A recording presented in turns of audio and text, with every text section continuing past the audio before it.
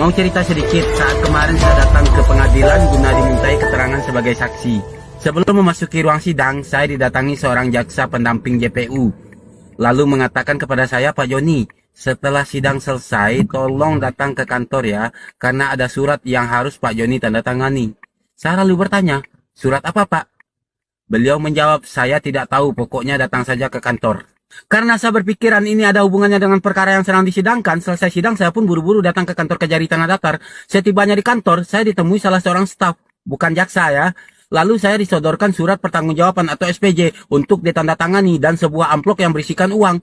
Awalnya saya berpikir ini uang sogokan, tapi setelah saya jernihkan logika berpikir saya, nggak mungkin rasanya jaksa nyogok saya. Masa nyogok suruh tanda tangan SPJ, di mana SPJ itu dibunyikan jumlah nominal uang yang saya terima dan itu adalah uang pengganti transportasi saya sebagai saksi. Saya pun lalu bertanya, ini dasarnya apa Bu pemberian seperti ini? Apakah ada ketentuan yang mengatur?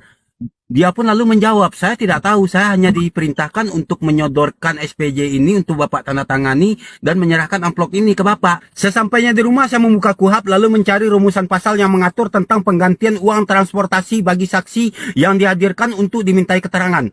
Alhamdulillah, saya tercerahkan serta terupdate pemahaman hukum saya.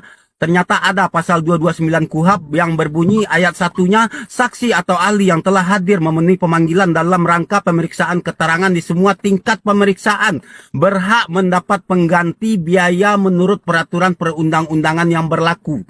Di ayat 2-nya berbunyi, pejabat yang melakukan pemanggilan wajib memberitahu kepada saksi atau ahli tentang haknya sebagaimana dimaksud dalam ayat 1.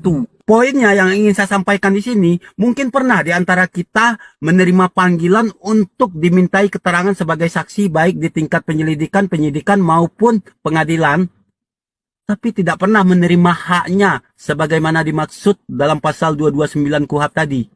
Tapi bicara hak dan kewajiban, sebagai warga negara yang baik, kita wajib memenuhi panggilan saksi oleh aparat penegak hukum dari semua tingkatan. Dan ada konsekuensi hukumnya jika kita tidak memenuhi panggilan itu.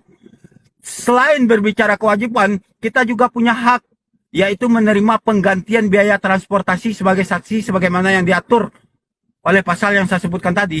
Disinilah kita dituntut untuk melek hukum. Kalau sudah ada ketentuan yang mengatur mengenai hak kita itu, berarti negara sudah menganggarkan untuk itu. Kita tidak bicara nominal, berapapun nominalnya yang menjadi hak kita itu harus kita ambil. Jangan sampai kita memberi celah korupsi bagi oknum aparat penegak hukum karena kita abai dengan hak kita itu. Bayangkan jika satu perkara dibutuhkan antara 8 sampai 10 orang saksi dan semua saksi itu tidak diberikan haknya oleh oknum aparat penegak hukum itu. Lalu siapa yang mengambil uang itu?